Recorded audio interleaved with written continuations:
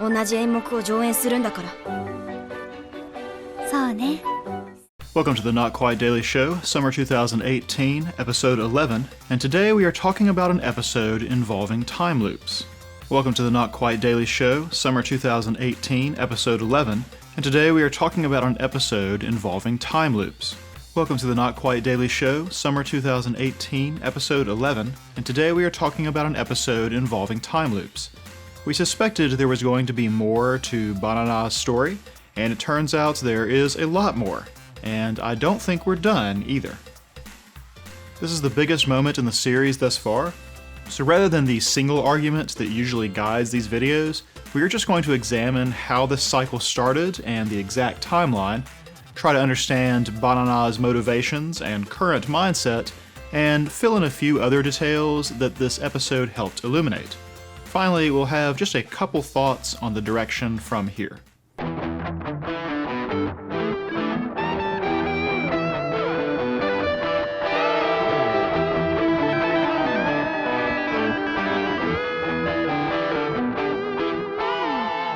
Now, we had already guessed Bana-Naughty was nostalgic about their first performance, and that she would be on the side of the status quo.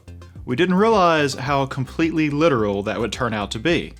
But the very first time appeared to go as we suggested. Bana-Naughty doesn't care about being top star, which she confirms when the giraffe pitches the Revue to her initially. When she learns that being top star could mean maintaining the status quo permanently, then she is persuaded to join in. With gusto. As I said, I suspect that Bana-Naughty will turn out to be formidable indeed. In fact, we guessed that even though Maya is set up as the end boss so far, I won't be surprised if Bana-Naughty proves the greater obstacle once she joins the fray. Even last episode, when we left off talking about Bana-Naughty when discussing the groupings, we mentioned that Juna and Bana-Naughty would probably come into conflict because Juna is driven to constant improvement of both herself and their class's performance. Bana-Naughty had given us the opposite impression. This is what led me to say that Karin and Bana-Naughty only appeared to have a similar goal, as they both seemed to be striving for the sake of everyone rather than just themselves. Instead, they are fundamentally opposed, perhaps more so than any other two characters. Karin wants complete upheaval of the normal rules and procedure, while Bana-Naughty wants to put them on eternal repeat. Good foreshadowing should seem obvious in hindsight.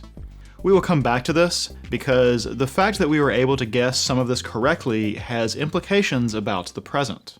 So let's talk about that eternal repeat, since it's easier to understand upon re-examination. There are a series of title screens that give us a date and a little graphic that shows the looped part of the timeline. The very first one is the day of the 99th Seisho Festival, March 3rd, 2018. The graphic shows that the Starlight icon represents the date of that performance. And as we look at other titles, we understand that the little flower represents the current date. The key dates are March 3rd for the performance itself, March 5th for the celebration afterwards, March 26th for the end of the school year and spring break, April 9th for the first day of their second year, May 16th for the day the auditions begin, and May 25th for the date that Bana-Naughty wins and is awarded the tiara. Her desire resets the timeline, starting over on April 17th, 2017, and this graphic illustrates that the two endpoints and their hourglass-like icon represent the beginning and end of the cycle, roughly 400 days. It repeats many times, and though the giraffe seems to know this keeps happening, it appears that not even he retains full memories of the loop like Bana-Naughty seems to. The only other specific date we are given is May 14th of 2018, which is the day that Hikari shows up as a transfer student. She had actually appeared at the end of the previous loop after Bana-Naughty re-wished for the cycle to continue. We then see Bana-Naughty at the beginning of the new cycle, wondering to herself who that girl was. A year and change later, and she shows up in her actual classroom. She indicates that this has never happened before. Fittingly then, the timeline graphic itself shows a change. The two ends of the timeline compress together, and yet the flower which represents the present is now outside of that loop. When that flower reaches Hikari, the graphic inverts colors and the timeline part vanishes completely. This seems like a good time to point out that only Hikari has a blue cloak in their battle regalia, while everyone else's is red.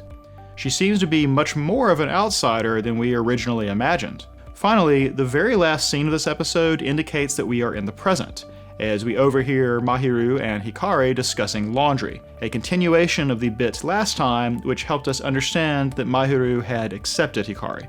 I don't know what date we are on exactly, but we can assume that we are somewhere between May 16th and May 25th.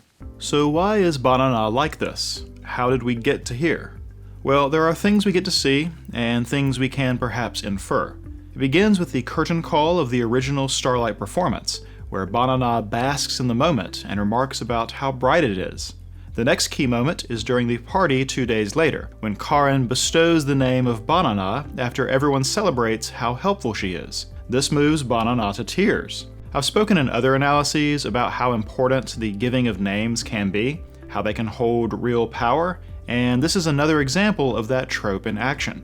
Bana-Naughty explains her emotional state, saying that she is glad she came to Seisho, that she couldn't believe making a performance could be so enjoyable, that it would shine so much. That curtain call and this party are beyond any previous experience in her life.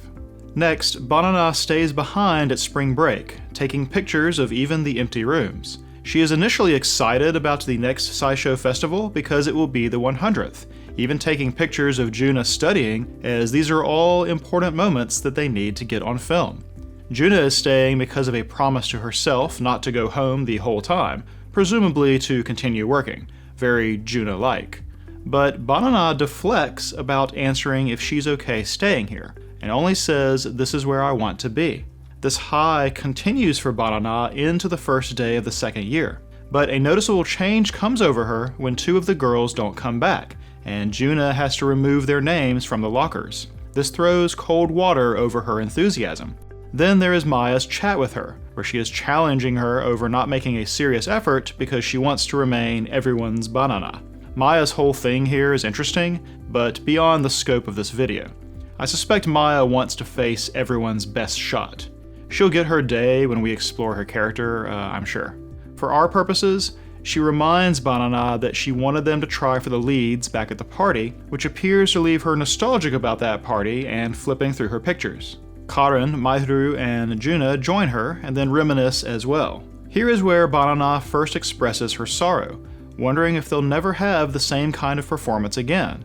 Now, like we reiterated, Karin is her ideological opposite, and here is where she pipes up with her own take. She refers to the stage as a living thing, that it can't stay the same.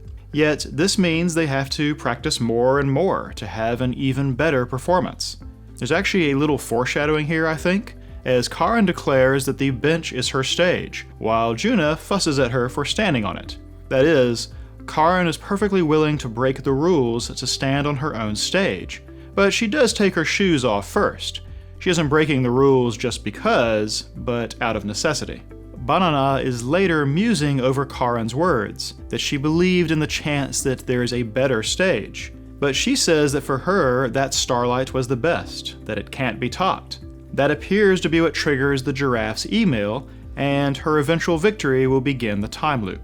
After she figures out that they've gone back in time, she speaks to us directly about the cycle and what it meant. She speaks of repeat performances, and how when she's in them, nothing scares her. The performances are not just the Starlight production, but all of these everyday moments. Her speech during the cycle is the key clue to her mindset. She wants no growing up, no becoming an adult, and none of the pain and suffering of trying new things and possibly giving up. And she believes that she is protecting everyone from that. Now, these are the images we're shown, but I think we can make some guesses about the underlying psychology of Bana-Naughty as well. It's possible that she comes from a background of no friends, and or parents who forced her into performing and going to this prestigious school. The way she does not go home for spring break, and yet dodges giving a real answer as to why, suggests at least that she'd rather not return if she doesn't have to. It seems that first Starlight production that she so loves is completely different from everything in her life to that point. Hence her wonder at the brightness of the curtain call, hence getting emotional when everyone gushed her praises and she was given her nickname. I'll wager this is one of the first moments in her life when she really felt she belonged. Thus, having a couple classmates leave takes the shine off, and is the first taste of what will continue to happen as they go along. Eventually, none of them will be able to stand on the stage together. If this is a moment above moments for Bana-Naughty, then being able to never have to give it up becomes appealing. Since everyone else seems resolved to just press on, she may indeed believe that she is protecting them all. She may have no context for how unhealthy this might be. Her past may not have prepared her. So how is she now? Well, time loop stories are not super rare in anime. In fact, many fantastic shows employ them. Something they usually have in common is showing the toll that the time loop has on the person who retains the memories. As the repetitions pile up, the person breaks in some way or another. Here is where pointing out our thoughts in previous videos is important. We broadly guessed Bana-Naughty's motivation for joining the Revue in the first timeline where she won, that she didn't want to be the best, but wanted to support everyone and maintain the status quo. But we guessed this from the way she acts currently, on whichever repeat this is, which means that she still has the same personality and mindset and goal as she did in the first loop, which means that the looping has not broken her. Or worse, it has, and she is simply not aware that this has happened. There is some indication that it is wearing on her. There is the script getting repeatedly worn down because there's never a new script, it's the same one used over and over. There is the withered tree that shows up in the last loop. There is simply the way she acts at the end of each cycle, dazed and trance-like, a far cry from her joy in those first magical moments. Indeed, she seems to be increasingly just performing them rather than living through them. The most telling example is when she steals Karen's line that names her Bana-Naughty word for word, which actually totally changes the meaning of the event. I suspect that she did not burst into tears of joy that time, and yet she does not seem to see anything wrong with her goal to keep repeating. This is different from what we normally see in these kinds of stories. However, it's completely the same in another respect. The time loop continues because the initiator can't get the outcome they want. You would think that getting to relive the 99th production is what she wants, right? As that is what she says. Yet at the end of all the loops, she still talks about how it is still too bright and that she can't reach it. Even while she herself shines like a star, she is still wanting something, and this cycle does not give it to her. Like with her parroting the lines that originally named her, she cannot get back to that original high of that initial performance. It's never going to get better than the first time it happened, but this hasn't sunk in. Right at the end, she is watching Hikari walk home and is thinking about the discrepancy that she represents. She wonders if maybe always having the exact same stage is boring. She remembers the last conversation with the giraffe about a stage that no one can foresee, but she is still resolved to have her repeat performance. Now though, she wants to add Hikari to the cast, and that Stepford smile and eerie lighting is no coincidence. She even turns to speak directly to the camera, which is something she's actually done before, and so I think we are meant to be a little creeped out. Then, most telling of all, the end credits feature Bana-Naughty, but with no words. Maybe this means she has reached the starlight and so doesn't need to sing about it like the others. After all, at the end she steps on the star, while all the rest have been reaching for it. Yet I think this means that she has not found a peace in this process that the others have. The first of these illustrated endings featured Hikari, presumably with her original resolve that got her involved in the Revue's looping process. Then, after she joins herself to Karen, she and Karen are both in spotlights. Same for Mahiru, and then for Futaba and Kaoruko. Yet the spotlight for Bana-Naughty is not herself, but the script which represents the repeating cycle. That motivation is the one which is winning in her right now, not Bana-Naughty herself. The repetition doesn't fulfill her, it erases her. It eats her up until nothing remains. So where do I guess we go from here? I think we know now that Maya can't save them. A serious Bana-Naughty can beat them all. It's going to have to come from Karen and Hikari, as Hikari is the one outside the normal loop. Yet Bana-Naughty states plainly at the end that she wants Hikari on her stage. This episode actually lets us understand exactly what the girls gain by becoming top star. It's not exactly that they get a wish granted, rather they get to stand on top of any stage they desire. This appears to mean that they can create any set of circumstances or setting, no matter what or when. It allows things which might normally be impossible to be possible. Kind of sounds like the actual way we use a theatrical stage, no? We've seen a lot of the girls move to the point where I think they would be okay with Karan and Hikari being the ones to win, in the sense of finding the stage they would wish for agreeable. But Bana-Naughty is not there yet, so I think addressing the root of the issue with Bana-Naughty will probably be key, convincing her that the uncertain and frightening future can hold more shine than the familiar past. Since Hikari has already disrupted her normal course, then I think this might entail showing her more situations that are completely novel that are still blinding for her in their luminescence. As Karan was the one who bestowed her name, I wouldn't be surprised at all if she is also the one to articulate the positives of a changed future for her. Now, aside from all that, once you've opened the door to time loops in a series, you should never assume you've seen the whole story. Some other reset or split timeline might have happened even before the first time Bana-Naughty won. This may have set up the situation with Hikari. We get what I think is a decent clue in the very beginning of this episode. We get our longest look yet at the actual Starlight play.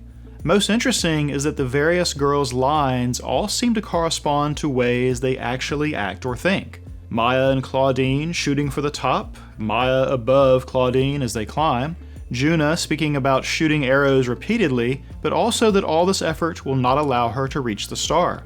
Karan speaks about running away rather than facing something she is unsure she has the strength for. Futaba speaks about remaining spellbound in the midst of trials. Mahiru's is all about envy and about having another person to herself. And Bana-Naughty's is about repetition, a cycle of despair below the starlight. So considering that the play seems to be a mirror to a lot of what is happening off stage, what should we make of the Starlight production we glimpsed back in episode 4? That one appears to represent the Starlight that the young Karan and Hikari were watching, probably the same day that they buy the 2 hair decorations that we now associate with them. Yet in that play, the 2 mains are not Maya and Claudine, as we see at the beginning of episode 3 or during Bana-Naughty's memories. Instead, the 2 leads are Karan and Hikari. Their age in the audience implies that this production would be chronologically first as well. Now that time loops are a thing, should we guess that something like this, too, has already happened? That scene ends with Karan being the one caught in the red light and disappearing below the stage, leaving Hikari alone. We know that Starlight is a sad story, where the 2 main leads may be pulled apart. So then, remember the very first scenes of the entire show. We have both current Karan and young Karan watching Starlight, again with Hikari and Karan as the leads. Yet as we pan up the staircase, Karan is absent. Hikari reclines alone on the top with just Karan's jacket left on her sword. This is followed by a shot of Karan on the stage all alone.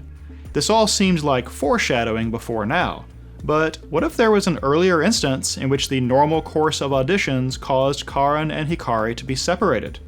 Something tragic befalls Karan, and so Hikari wins and wishes for a stage in which they are separated, and so Karan never partakes in the underground Revue, thus explaining her disappearing to London? Or alternatively, something tragic happened to Hikari, maybe even in their youth, and so Karan wins the original audition and wishes that Hikari suffers a different fate, such as simply moving away. That would explain why the Tower Promise and the Crown Hairpin are such a fixation for her. Maybe the aquariums even figure into such a backstory. Either way, without Hikari around, Karan is never motivated enough to join the auditions, and so avoids whatever happens during the process or as a result of losing. But this leads to Bana-Naughty winning instead, and sets them into this time loop. At least until Hikari is able to force her way into the cycle, possibly with the giraffe's help, depending on how we interpret his lines. I'm not quite sure on the progression of logic here, but now that past iterations are possible, I feel like some original audition won by either Karan or Hikari that results in them being parted matches up with a lot of other imagery and mystery. It would certainly explain Hikari's intractable nature and her actions thus far if she remembers some original audition the same way Bana-Naughty seems to remember all of her loops. Regardless, the path to breaking free goes through Bana-Naughty. So, quick reminder, I'm going to be on my vacation next week, and we will have no Revue Starlight video after the 8th episode. This is a terrible bit of timing, it seems, now, but we will resume the following week. I'll see you then.